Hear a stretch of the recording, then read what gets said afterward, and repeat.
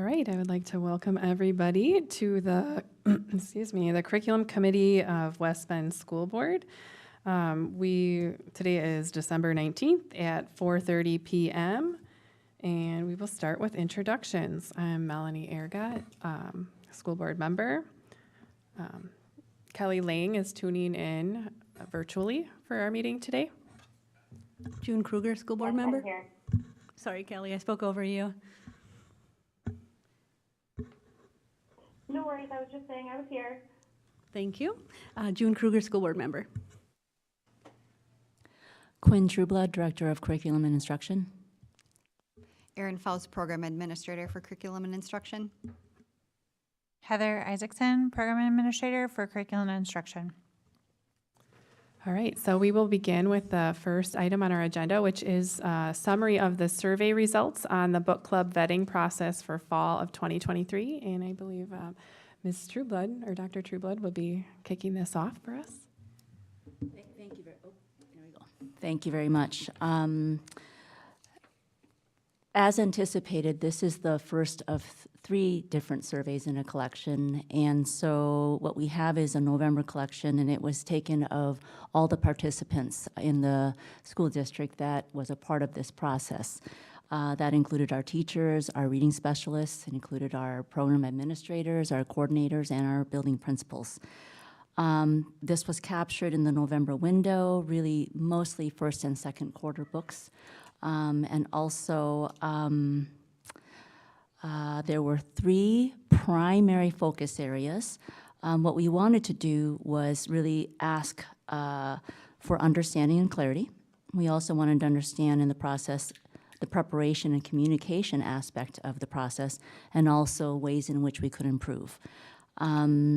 This is a self-select reporting, meaning that our participants they were asked and they were free to decline or accept, and we did have a high participation rate, and we wanted to seek their experience and really, for the most part, identify areas for improvement and to provide some way to support adjustments in the process. So we will get started with this. This particular presentation deck was provided on board docs. What I will do is go over them so that if we have anyone listening who hasn't really understood the process, would at least have a pretty fair concept of what we were trying to capture in the survey. So we'll start with the actual purpose of the survey, and as I stated, we're looking for feedback and identifying areas for improvements and adjustments to the process. The results of this really was to be reported to the curriculum committee, and so we are here today. And the objective of this survey was to provide information for consideration and discussion as the board comes back together somewhere after January. Okay. So overall, our participation was 94%. We had 18 out of 19 responders. You can see the 3 focus areas that I had just identified. We do have a participant profile. The majority are our teachers and our reading specialists, who really have done the majority of the work. When asked how did our teams understand the purpose of the process, 72.3% reported that they had clear understanding. When asked for clarity on the process and our procedures, 66.6% reported clarity on those procedures and processes. On clarity of roles and responsibilities, because there were several different roles and responsibilities across the process, 66.7% reported that they were clear on their roles. In terms of clarity of the definitions of the 3 criteria for which the board set, graphic violence in particular, using the policy definition. And I want to point out that even though this particular slide deck shows a little bit of a break in the definition, I did review the actual survey text, and it is accurate. So there wouldn't be an error on the actual survey itself for clarity. So what we found is 55.6% of our staff had clarity on what graphic violence was and how to use that in the process. When looking at the clarity of the definition of sexual content per policy, 66.7% were clear. In looking at the clarity on the different levels of excessive obscene language for which the board had set in this fall, September, where we had none, infrequent, sporadic, and under discussion as the grade levels got higher and higher. There were 44.4% of our staff were clear on those definitions and those bars. When we looked at the parent preparation and communication aspect of the process, we found that 55.6% of our staff felt adequately prepared to execute the steps that related to their role. When asked about adequate resources and tools to execute their specific tasks, 66.7% reported that they felt adequately prepared. For clarity of communication on their role, 66.6% reported clarity. When looking at how the actual response rate, return rate from our parents and guardians, there were a total of 692 that went out to our parents and guardians. 583 were returned, which gave about a return rate of about 84%. 16% correspondingly did not return those slips. And lastly, 47 of our permission slips did return with indicating that they did not want certain titles to be selected by their student. So that would compose 8% of those that were returned.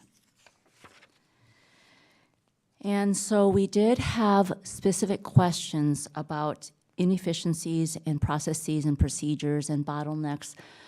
I won't go through each of these lines because they are very easy to read, but what I will do is provide what I consider to be a fair summary of the totality of some of this. So I'm just going to take a minute to grab my notes on that.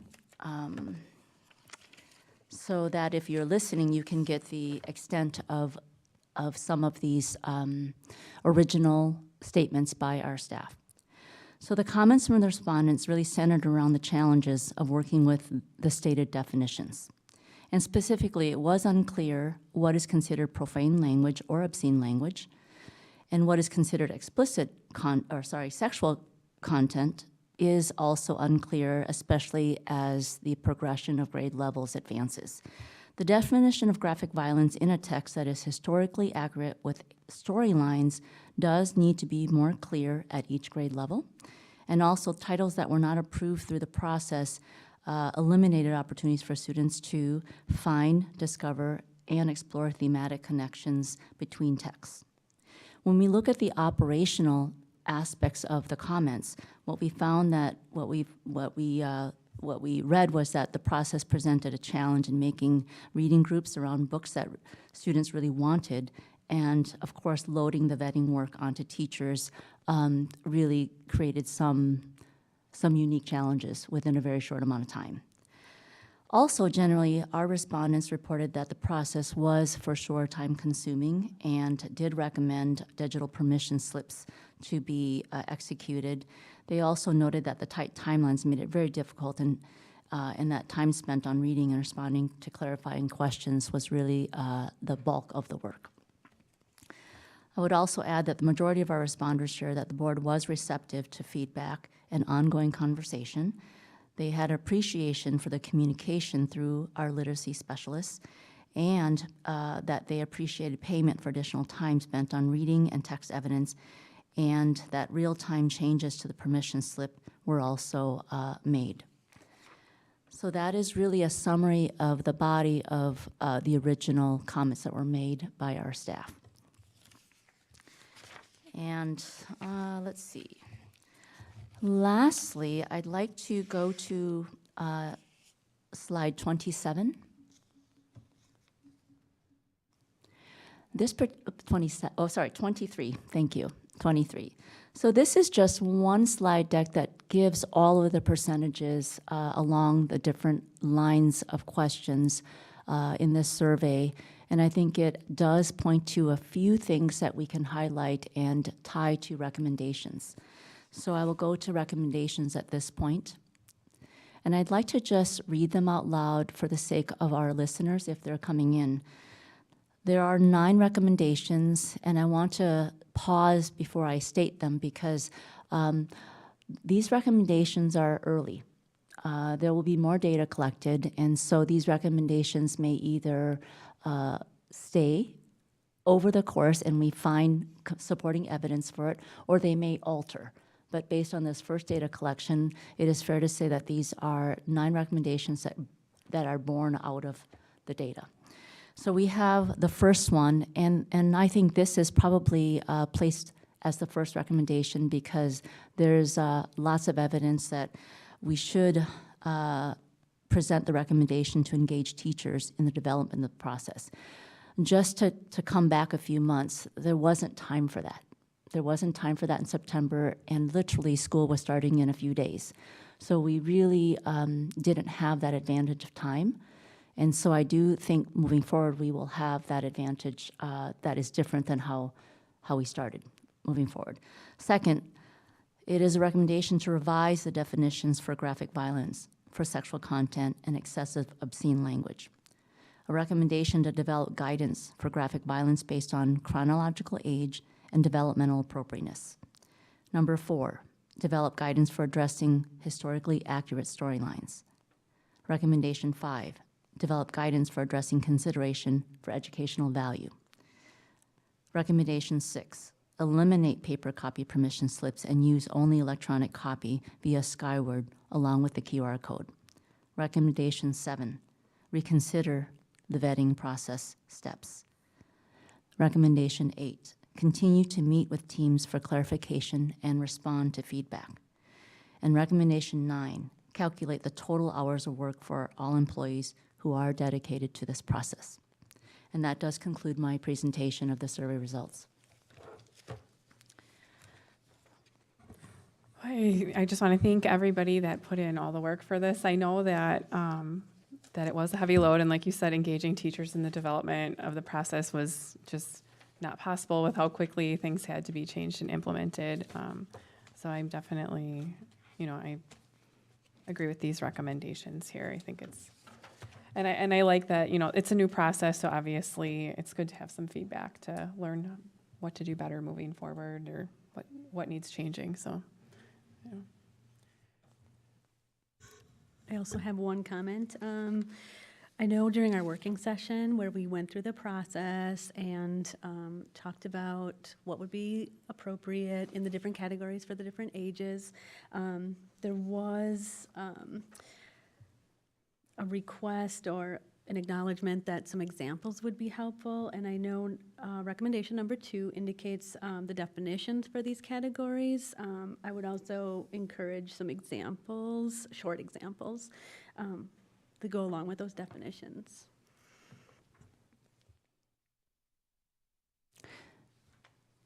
Could we ask Kelly? I'll jump onto that. So I was able to meet with some of our English staff recently in preparation for this meeting and just wrapping my head around some of the items that we discussed. And I was able to get something that does have much more details on every one of these topics where we talk about graphic violence, sexual contact, and excessive obscene language, and really put it more in context where it may seem more graphic when you just label this as, check the box. But when you see it in a context in an entire book, it's really interesting and really opens your eyes to what is actually being talked about in that particular section. So I would really encourage everyone to be able to get this and be able to see the context behind all of these. And going along with the recommendations and what we're looking at, these 9, I do think that number 1, if we engage teachers in the development of this process and have them from the start, and I know timeline didn't work this time, but moving forward, having them engaged and being able to talk to the committee and the board about something that this is their passion, this is their livelihood, this is what they do and have been educated on, will address, I believe, 2 through 9, and will eliminate a lot of issues moving forward with questions that we may have. I would absolutely encourage at least one staff to sit on this curriculum committee to be that voice, that subject matter expert, and be that question answer, because these are the people that are doing it day to day. And I would ask that we would lean on them a little more than we currently have. Thank you. I've noted all your comments, Ms. Lang.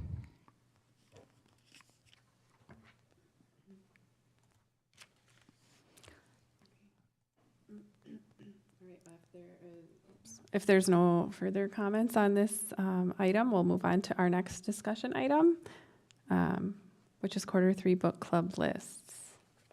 Okay. I'd like to start this part of the review of third quarter book lists with the opening that this, it's an 8th grade list.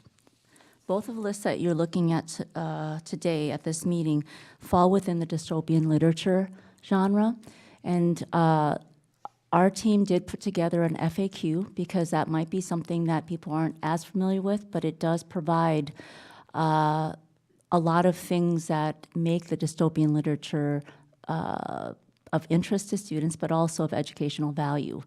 It is a highly recognized genre of literature, but what we found here is that it may have some challenges under the graphic violence criteria for which the board has set a definition for. So we'll start with 8th grade.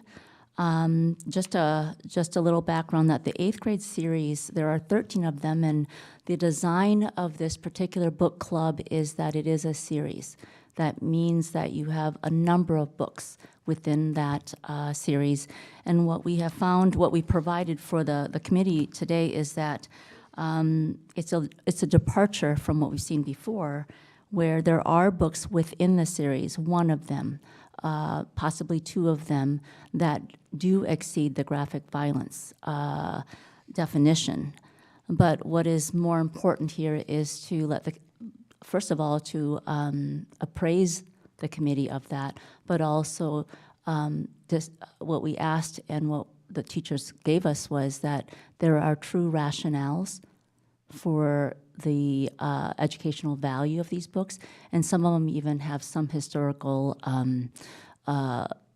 interest rates you'll see later on for what students chose. So that is the caveat for what you're looking at today. I am not sure that I hope I've explained that well enough. Is that good enough? Okay. So I would like to start with the very first, called Storch. It's actually the Maze Runner series, and I'll just as an example show you that Scorched Trials, which is the second book in that series, does have an exceeds notation on it. Okay. There's also a rationale by our teachers, you can see in the blue text.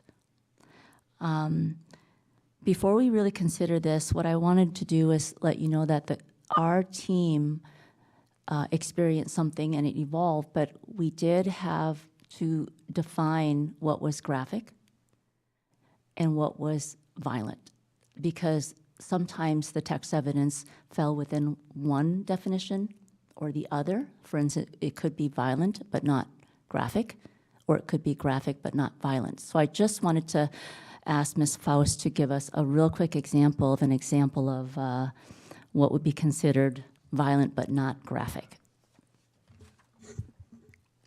So looking at an example of violent but not graphic, this would be a quote directly from a text. He took aim and fired a bullet right through the man's head. The rebel fell to the ground, pinning Lucy. She was covered in blood. It's violent, but it's not excessively graphic in that violence. And alternately, if we look at what would be considered graphic but not violent, here's a description of that in text. So I thought they were dead until 2 of them were seized with uncontrollable shudders, their mouths forming black circles in a silent scream, large brown eyes staring up, unseeing into the lurid light. So that would be vividly graphic. So we thought we were seeing double sometimes because it gets to be a lot, but there were some texts that were both graphic and violent. So if we look at this, thank you, Ms. Faust, this Scorched Trials, this is where it was violent and graphic. So I guess the question for the committee is really to balance what we have right there, which is exceeding that threshold for graphic violence, yet having an educational value that our teachers believe would counterbalance that.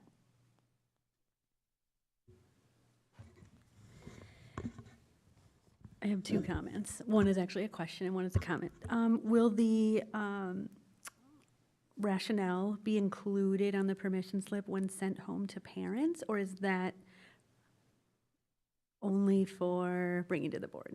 We intended that it was really for the committee because that we're not sure, but if you have an opinion on that, I would like to hear it. If you think that would be of value if you put your parent hat on. I think it's very valuable, personally. And then my comment is, so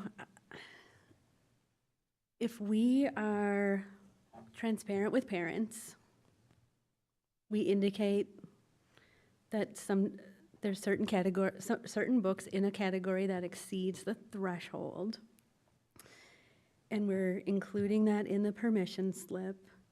I think it's appropriate to keep it there, because then you leave the choice with the family if they want to deter their child from reading it or not. I did notice, some people did opt out, which is great. It seems like the process is working.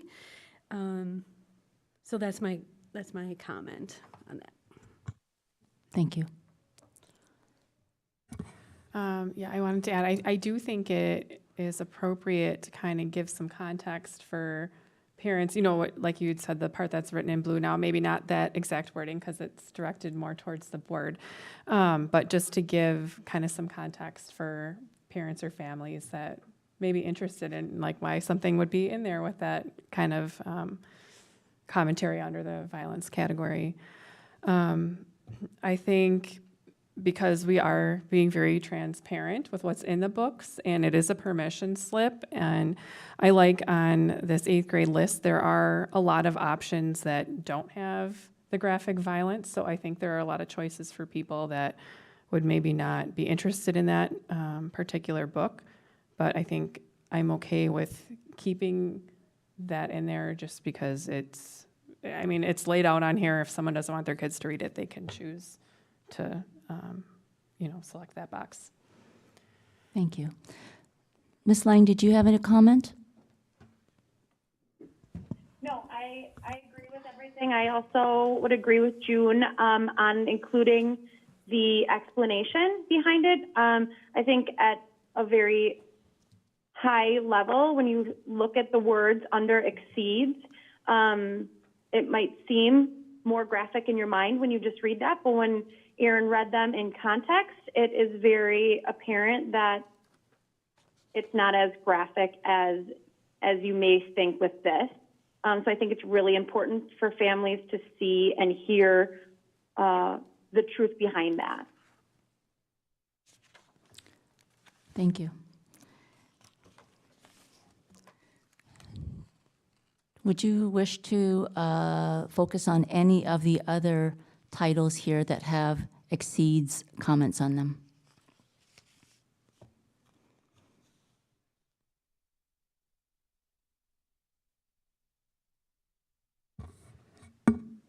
Like I said before, I think keeping it there is probably fine to leave choice for the families.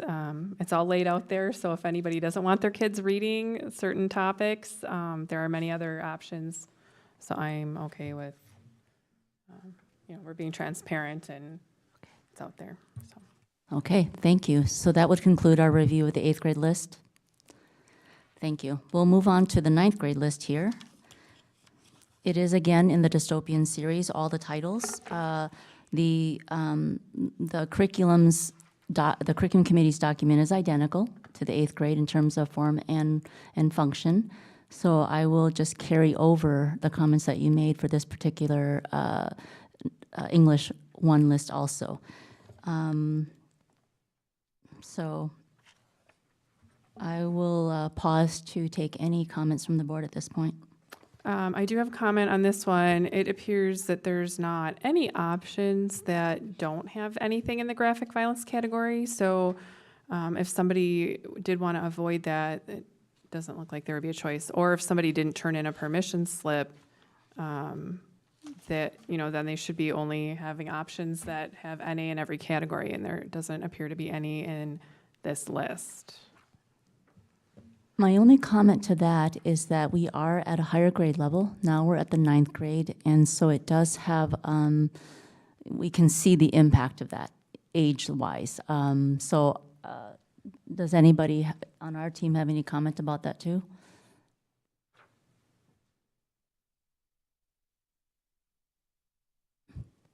So at this level, it's going to be difficult to find text that is going to be free from any language, any graphic violence, any sexual content, especially when we're getting into a dystopian series, if we're getting into a historical novel series, of any series of this type, it's going to be very difficult to find any text that is free from this type of language or graphic violence. So, you know, It is the nature it's of the just the nature dystopian literature. of the dystopian literature because of the nature of the literature is to highlight what the world would be like for people if they were engaged in a type of war, and highlight that without engaging in real world war. So it's trying to bring students' attention to this in a fantastical way without them really being engaged in it, because it's sometimes hard for them to really wrap their heads around what that really is like in the real world. So it does kind of lend itself to that type of war-type violence and war-type language without really diving deep into those particular real-world issues. So what would the kids end up reading if they didn't have a slip turned in then? I think that does challenge the process. Yeah. Absolutely. It does challenge the process, and I think we're at a point where there is a line there. So what would that be? I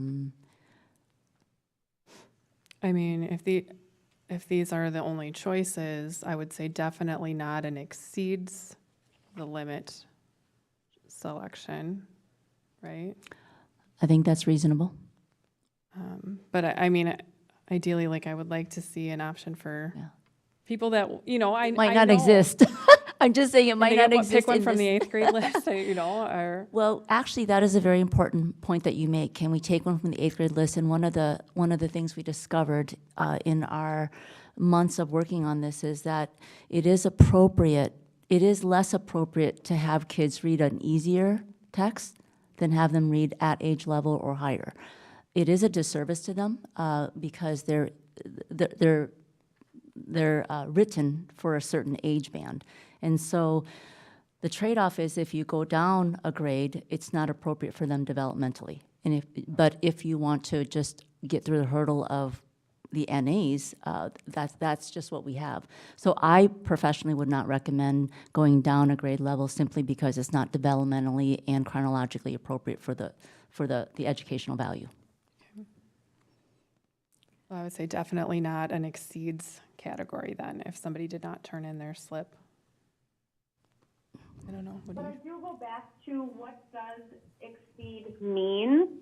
And again, looking at what the teachers have provided in the context, while it does say exceed, I think when you're looking in a 600, 700-page book, if something is one sentence out of that, but because it is classified as, let's say, violence in this, is that necessary, especially when the reviews are saying that it's recommended for ages 12 plus, and we're talking about 14 and 15-year-olds here. So then they just need to turn in their slips if they want to read the exceed books. Teach them responsibility, right? Oh. And there are some books on here too that are not in the exceeds category. I mean, we do have 1, 2, 3, 4, 5 books on this particular list that are not in the exceeds category. There are some X's for graphic violence and for language that are in the non-exceeds category. So that would offer them, you know, some opportunity for that at their appropriate grade level and their age level.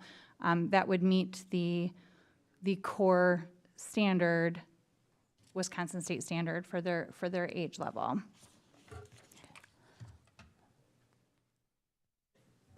I think that's fair and appropriate for the freshman list, book list. So what I'm hearing is if I look at the very first page, which is the permission slip on the English 1 draft here, is I would revise the last sentence to include marked students without a signed permission slip will be limited to books choices that do not have the exceeds mark in any category. So that would be a confirmation that I'll revise with. Okay? Thank you for that clarification. I had another question too, then if a family didn't want their kids to read any of these books, would there be an option or could they opt out of this unit? Or, you know, it would be another, because there might be somebody who says, hey, I don't want my kid to read any of this. I haven't heard about that because what I have heard from our teachers is the dystopian series is the highest engagement reading of all time, of all genres, at this grade level between 8 and 9. This is their fantasy dystopian. This is their universe.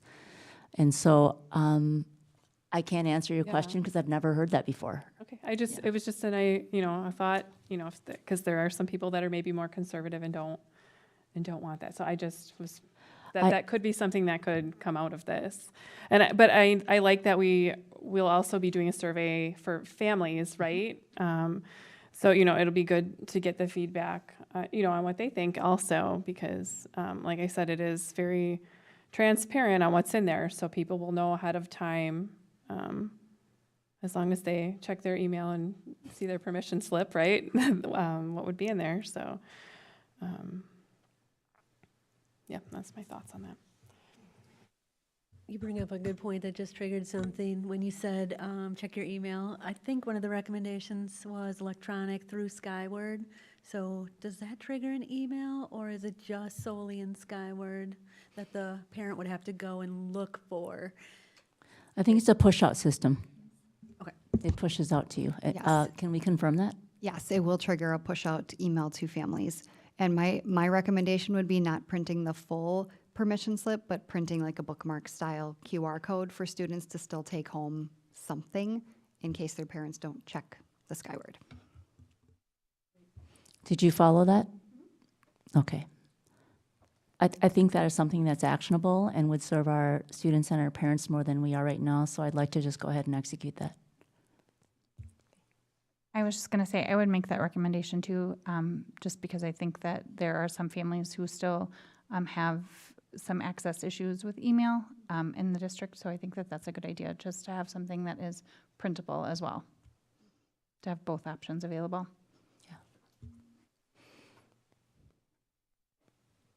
I was just going to say, I think I would almost rather see a full permission slip passed out, just so parents can see it, so it's in their face right away, so they are more likely to scan their QR code and actually go look at it. Like if you just see a QR code come home, I have 5 kids, and that's a lot of like backpacks and papers to go through, and I guess something like that would like get my attention more than if it was just a bookmark with, I'd be like, what is this, a fundraiser or something? And just honest, with a lot of kids, it can be a lot, so. Is there some kind of preference that you can indicate at the beginning of the year? I'd rather have this in paper format, or I'd rather have this electronically. Maybe it's only 10 people who need a full, printed. Maybe 90% of the class wants electronic, so that could be something to consider. Which would you prefer? And then only print out those who ask for a hard copy. We can try it this time with our teachers to say for the third quarter, ask parents which form they want it in and give it to them the way they want it. We could do that right now, because either way, it is even at a higher level than we have, because it's their preference. But default to electronic? Because it'd have to be a default if they didn't respond. Typically, the default is a paper copy because it is tangible. So that would be the default in my mind. So we will ask parents in this 2 sets of classrooms and their preference, and our teachers will manage the preferences and see how that works. And we'll also get some survey data on that in January. Good. Okay. Anything else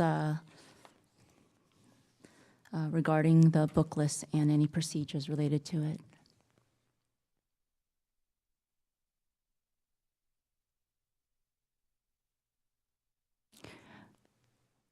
Thank you. I have to admit that we were holding our breaths because we know this was a most exciting genre for our students, and our teachers absolutely love that teaching students who are excited about books.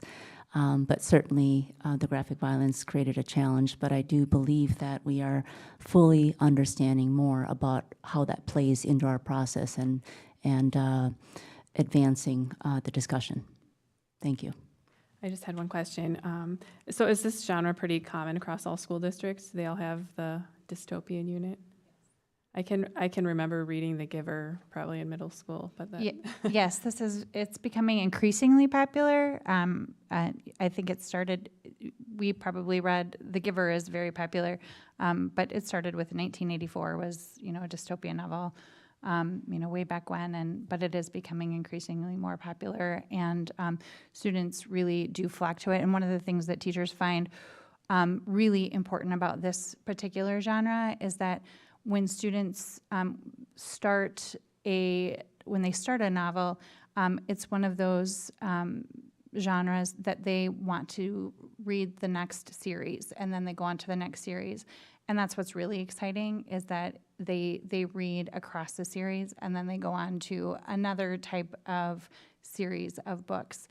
So it creates that love of reading and that high interest. And so that's what's really important about this particular genre, and really exciting for teachers and students. Okay. Thank you.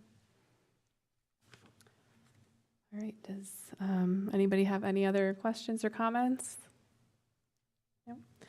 All right, then I am going to go ahead and close the meeting. It is 5:09 p.m. And I'm so sorry. I just should state that we do have a special meeting with the curriculum committee that is scheduled for June 10th. I kept saying it's a J. It's not hot outside. It is cold. It is January. I had it wrong the first time and it just stuck. So it would be January 10th. So we'll go and look at the rest of the third quarter book list at that time. And we also have a January 19th meeting, which is regularly scheduled. Thank you. all right, thank you. Thank you.